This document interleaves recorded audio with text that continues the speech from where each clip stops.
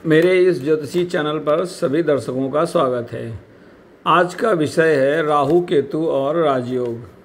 सामान्यतः हम कुंडली में राहु केतु के नाम से डरते हैं या कहें हमें लोगों ने डरा रखा है। ये एक शाश्वत सत्य है कि सभी की कुंडली में राहु केतु हैं, कहीं हमारे जीवन में भी हैं, हमारे आसपास हैं। तो राहु कब राजयोग देता है और कब दुर्योग देता है? कोई भी ग्रह कुंडली में या ज्योतिष की भाषा में कहें तो कोई भी ग्रह न नकारात्मक है न पूरी तरह सकारात्मक है। राहु से ग्रसित ज्योतिष हैं वो अधिकतर राहु के नाम से डराते हैं। आपकी राहु की दशा आ रही है तो आप ये पूजा पाठ करवा लीजिए। आपका राहु पंचम भाव में है तो संतान को ये पूजा पाठ करवा दीजिए। आपका राहु नवम भाव में है तो आपका तो भाग्य खराब हो जाएगा। आपका राहु अष्टम भाव में है तो आपको बीमारी पकड़ लेगी। ऐसे न जाने कितने डायलॉग आपको लोगों से और यूट्यूब पर भी सुनने को मिल जाएंगे। कुंडली तो सबको समझ में आती नहीं है, तो हम साधारण भाषा में, क्योंकि ये चैनल उन लोगों के लिए है जिनको ज्योतिष की ABCD ही नहीं पता है, लेकिन हाँ वो सोचते हैं यार ऐसी है क्या चीज़ जिसके लिए लोग इतना ये प्रचलन है, इसमें इतना लोग विश्वास करते हैं। तो राहु केतु हम सबसे पहले शुरू करते हैं आपके शरीर पर। आपके शरीर पर राहु और केतु को सबसे साधारण भाषा में तिल या मत्स्य से समझा जाता है। तिल जो है वो केतु का सिंबल है और राहु के लिए हम मत्स्य का सिंबल मानते हैं। इसके अलावा आपके शरीर में जो लोग बोलते हैं जन्म निशान यानी लक्षण होते हैं, तो अगर वो निशान है काफ़ी बड़े हैं, बहुत बड़ा धब्बा है तो यह राहु है, ये छोटा है तो यह केतु है। अगर आपके शरीर में जहाँ कहीं भी ये तिल धब्बा मस्सा मिले तो ये समझिए कि आपके उस अंग को निरूपित करने वाले ग्रह का संबंध राहु से या केतु से है। जैसे मान लिया कि आपके ठुड्डी पे सबसे सामने हमें चेहरा दिखता है, तो अगर आपके ठुड्डी पे मस्सा है तो यानी राहु और शनि का संबंध बन रहा है। आपकी नाक पे मस्सा है तो राहु और गुरु का संबंध बन रहा है। यदि यहीं पे तिल है, तिल और मत्स्य में फ़र्क समझना जरूरी है। अब इसके बाद बारी आती है हाथ की रेखाओं पे। हाथ की रेखाओं की बात करें तो हमें पता है कि जिसे हम भाग्य रेखा कहते हैं, जो कि हथेली के जोड़ से चलती हुई शनि पर्वत यानी मध्यमा उंगली तक जाती है, वो हमारी भाग्य रेखा कहलाती है। किसी के हाथ में होती है और किसी के हाथ में नहीं होती है। अगर आपकी कुंडली में भाग्य रेखा है तो शुरू कहाँ से होगी? हथेली का जोड़ केतु है और शनि पर्वत के नीचे जो हमारा हथेली का थोड़ा सा गहरा पोर्शन है, जहाँ पर अगर आप हथेली सीधा करके भी पानी डालेंगे तो वहाँ कुछ ना कुछ पानी टिकेगा, वो राहु है। अगर आपका राहु जरूरत से ज़्यादा खराब है तब आपकी हथेली में गहराई बहुत होगी। हथेली में थोड़ा बहुत गड्ढा लगभग सबके होता है। राहु अगर गड्ढा है तो केतु उभार है, दोनों एक दूसरे के विपरीत हैं। तो यानी भाग्य रेखा कहाँ से निकलती है? केतु से निकलती है। राहु से होते हुए हृदय रेखा यानी सूर्य तक जाती है, सूर्य आत्मा का प्रतीक है। इसके आगे शनि तक जाती है, शनि हमारे कर्म का प्रतीक है। तो यदि आपने जन्म लिया है तो आप कुछ ना कुछ कर्म करेंगे और आपके शरीर में आत्मा है। तो यानी हमारा जन्म भी इसी राहु केतु के बीच में हुआ है, जो आपकी हथेली पर भी है। अगर अब हम बात करें राहु केतु की हमारे घर पे, तो हमारे घर में दो चीज़ें सबके घर में होती, एक छत और एक फर्श। पर्यावरण की बात करें, ब्रह्मांड की बात करें तो राहु अगर पाताल है तो केतु जो है आकाश है। यानी हर जगह ये एक दूसरे के विपरीत ही खड़े हैं। अब अगर आप बोलें तो अगर आप समानांतर रेखाओं को देखें तो वो राहु हैं, अगर ऊपर को जाती हुई रेखाएं देखें तो वो केतु हैं। अगर आप कपड़े में जाएं तो अगर कपड़े में आप थोड़ा सा स्वर्णिम यानी लाल रंग लिए हुए कपड़ा है, कत्थई रंग है या उसी से शेड से मिलता जुलता रंग है तो वो केतु है। अगर आप पर्पल कलर पहनते हैं, बैगनी रंग है, नीला रंग है, गाढ़ा नीला रंग है, चटकीला नीला रंग है तो वो राहु है। इसीलिए आप देखेंगे पाश्चात्य देशों को राहु से माना जाता है, संचालित होते हैं। और पाश्चात्य देशों में आपको जीन्स का जो गाढ़ा नीला रंग है, गाढ़ा काला रंग है, वो अधिकतर प्रचलित मिलता है। यहाँ तक कि उनके जो ड्रेस कोड होते हैं उसमें भी ये गाढ़े रंग का ही प्रयोग होता है। यदि आप पूर्व की तरफ आएँ यानी हमारे भारत की तरफ आएँ तो आपको देखेंगे यहाँ पर हम गाढ़े रंगों का प्रयोग कम करते हैं। यहाँ पर ज़्यादातर शुभ कार्यों में हम लाल वस्त्रों का प्रयोग करते हैं या कत्थई रंग का प्रयोग करते हैं। काले रंगों को अशुभ माना जाता है। तो यानी हर जगह पर आप देखेंगे, यहाँ तक कि विश्व में देशों का विभाजन भी राहु केतु की तरह है। हमारे वातावरण पर्यावरण का भी विभाजन। अब जैसे राहु क्या है? बड़े जानवर हैं, हाथी है। केतु क्या है? छोटे जानवर है, चींटी है, या जो और कीड़े मकोड़े हैं जो ज़मीन के अंदर से रहते हैं या ज़मीन के ऊपर चलते हैं।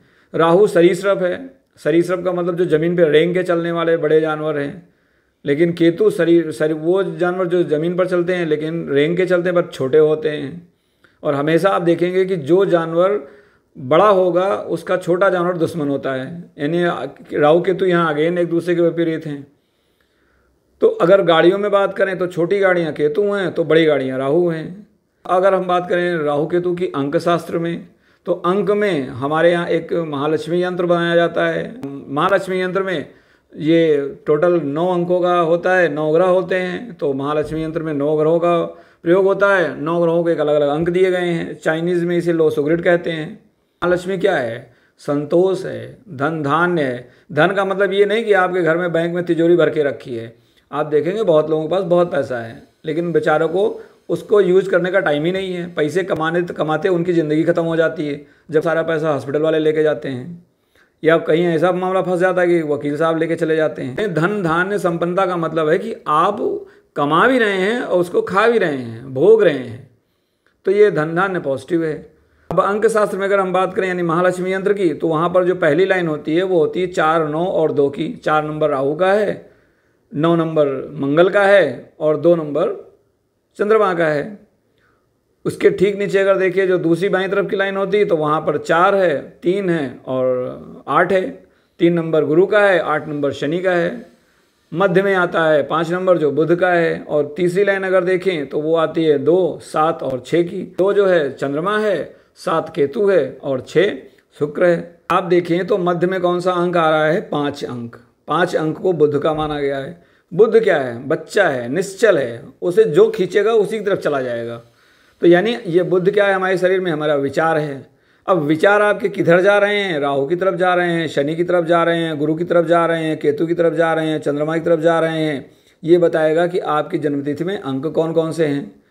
लेकिन कोई ये कहे कि मेरी कुंडली में 2 अंक नहीं है तो मतलब चंद्रमा गायब हो गया, तो ऐसा तो हो नहीं सकता। कुंडली में 9 ग्रह हैं तो आपके जीवन में भी 9 ग्रह होंगे, हथेली में भी 9 ग्रह होंगे, आपके अंक शास्त्र में भी 9 ग्रह होंगे। इसी तरह अगर फ़ोन नंबर की बात करें, आप देखेंगे बहुत से लोगों 000 ले लेते हैं, 111 ले लेते हैं, 77 777 ले लेते हैं। अब अगर आपने 2 बार से ज़्यादा कोई अंक यूज़ किया तो ये बताता है कि आप राहु से ग्रसित हैं। यानी आप जितने के भी आप देखेंगे फ़ोन नंबर में कोई अंक 2 बार या 2 से ज़्यादा आ रहा है तो वो किसी न किसी एक आयाम में अपने अंदर कोई ना कोई एक लालच या कह सकते हैं एक उनके अंदर इच्छा है कि मैं बहुत ज़्यादा आगे जाऊँ, कैसे भी जाऊँ, येन केन प्रकार साम दाम दंड भेद। अब अगर मान लिया आपके ये डबल वाले अंक शुरू में ही आ गए, जैसे 88। 88 क्या है? 8 नंबर शनि का है और शनि को आपने दुगना कर दिया यानी राहु से मिला दिया, तो राहु और शनि क्या हो गया? आपके कर्म हो गए। अब आपके कर्म में राहु का प्रयोग होगा, यानी हो सकता है कि आप अपने खानदान से बिल्कुल हट के काम करें, या हो सकता है आप विदेश चले जाएं, घर से दूर दूर भागते रहें, क्योंकि राहु विदेश है और कर्म तो कर्म ही है। अगर राहु और शनि के बाद अगला नंबर क्या होता है? दूसरे अंक पे अगर आप जाइए, तीसरे अंक पे, अगर कहीं वहाँ तीसरे अंक पे भी यही संयोग बन गया कि आपके 4 बार सेम अंक आ गए, या वहाँ पर आपके 4 नंबर आ गया, तो 4 नंबर आ गया तो मतलब कि आपने वहाँ फिर राहु को दोबारा इंट्रोड्यूस कर दिया, तो ये बताता है कि आपके शरीर में कोई ना कोई रोग जरूर पकड़ लेगा। तो आप ये देखिए कि अब रोग किस चीज़ का है? रोग हमारे मन का भी हो सकता है और हमारे तन का भी। बहुत से लोगों को किसी चीज़ का जुनून होता है। जुनून वो जिसकी की ज़रूरत नहीं है उसके बिना भी काम चल सकता है। ये जो जुनून होता है वो जुनून भी राहु से ही देखा जाता है। जुनून अच्छा भी हो सकता है और ख़राब भी, लेकिन राहु को केवल अच्छा या बुरा कहना गलत बात है। अब अंक शास्त्र के बाद हम आते हैं अपने आसपास की जीवन शैली पर। यानी अगर आप देखें किसी के पास बड़ा वाहन है तो वो राहु और शुक्र का निरूपक, छोटा वाहन है तो शुक्र और केतु का निरूपक है। अगर राहु और शुक्र का सही संबंध बन रहा है तो उसके पास बड़ी गाड़ी होगी, भले वो घर बेच के ही खरीदे लेकिन खरीदेगा जरूर। इसके अलावा अगर राहु शुक्र का कॉम्बिनेशन है तो ऐसे लोगों को बड़े घर का बड़ा शौक होता है। वो चाहते हैं कि मेरा घर इतना बड़ा हो कि एक घर में मेरा एक पैर, एक कमरे में मेरा एक पैर, तो दूसरे कमरे में मेरा दूसरा पैर, और तीसरे कमरे में मेरा हाथ, चौथे कमरे में मेरा सिर। जबकि उनको चाहिए क्या? 6 बाई 6 की एक जगह, एक चारपाई। ज़रूरत हो या ना हो, उनको एक बड़े घर का सबब रहेगा ही रहेगा। ये है राहु और शुक्र का कॉम्बिनेशन हमारी जीवन शैली में।